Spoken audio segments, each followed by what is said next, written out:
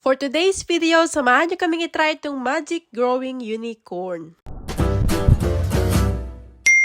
Sobrang nakitan talaga ako dito kaya nung nakita ko ay binili ko kagad. And ito nga yung Magic Growing Unicorn. Diba? Super cute.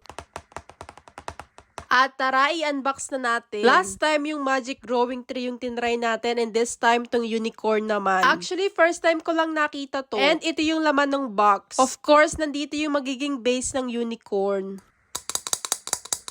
And ito naman mismo yung magiging body ng unicorn na mag-grow. Super dali lang naman i-assemble kasi ilang parts lang. At kahit walang guide, ay kayang-kaya na to. Matagal ko na nga din pala tong nabili pero ngayon ko lang siya na-open. Kinuha ko na yung base tapos dito na nga natin siya i-assemble. Inuna ko nang kunin itong rainbow. Bali 2 pieces siya tapos magkabaliktaran yung paglalagay. Kala ko din 2 pieces tong unicorn pero magka-attach pala siya. And bali ganito yung itsura niya pag inopen. And ito yung reason kung bakit ganyan yung design. Ito yung magiging hair ng unicorn and dun nga natin siya ilalagay sa gitna ng dalawang unicorn na magkabaliktaran. Sisingit nyo lang siya dun sa gitna tapos okay na. Ganyan lang kadali at okay na nga at ready na tong ating unicorn. Diba? Super cute talaga nito. Sobrang excited na talaga ako sa kakalabasan nito. Pero of course, hindi siya mabubuo. Kailangan natin yung magic water. And pinor ko nga lang dito sa base. At kusa na yan mag-i-spread mamaya. I-set aside nga muna natin to kasi kailangan natin mag-wait ng 24 hours. And now, let's watch the unicorn magically grow. Ang tanong, mag-grow nga ba? Ito, makikita nyo unti-unti na nag-i-spread yung water. And nababasa na nga siya. Ito na lang taas yung wala pa. Abanger nga ako, kaya mayat maya ako chinecheck. Nakita na din ng twins, kaya ayan, tinignan na din nila. After few hours, binalikan ko tong unicorn at may konti na ang umuusbong. Nagluto na din muna ako ng aming dinner kasi matagal-tagal pa yung aantayin. Pasta ang request ng twins, tapos ako naman yung pansit. Eto na nga yung dinner namin for today's video. Nag-add na nga din pala ako ng chicken dinosaurs. Alam nyo naman na yan yung favorite ng twins. After namin kumain tsaka magluto, binalikan ko tong unicorn. Parang wala naman natagdag tapos nagiging morena nga itong unicorn. Hindi ko sure kung ganito ba talaga at bukas pa uusbong. Kaya hinayaan ko na muna natulog na nga kami. Kinabukasan, eto nga't Monday na naman. Half term nga pala ng twins this week kaya wala silang pasok buong linggo. At pwede na nga ulit magpuyat ang mga person. Nagpunta na din ako dito sa dinosaur room para i-check nga yung unicorn kasi excited talaga ako. Kaso, bakit ganun? Parang wala pa rin nagbabago. Ine-expect ko kahit siguro konti, dapat ay meron na. Iniisip ko tuloy, baka peke itong nabili ko. Kapag kasi yung magic growing tree before, ilang oras pa lang meron na kahit konti. Pero ito, ganito pa rin talaga yung itsura niya. Nag-search din ako online na dapat ganito yung magiging itsura niya. Ayan, mukhang na-scam nga ako dito. Hindi nga nag-grow yung hair niya, tapos yung katawan niya parang nabasa lang. Nag-dry na din yung water, kaya sigurado hindi na tututubo. Siguro lumang stock tong napapunta sa akin. Nung ina-assemble ko nga din pala tong magic unicorn ay may napansin ako. Yung magic water niya meron ng crystal sa loob so baka nag-crystallize na siya. Basa nga din tong box kaya sigurado nag-leak na to before pa. And yun siguro yung reason kung bakit hindi siya nag-grow. Kasi hindi na umi-epekto yung magic water niya. Sayang naman at excited nga kami kahapon pa. Anyway, imagine nyo na lang na ganito yung naging result. Hay nako. And yun lang. See you sa next vlog. Bye!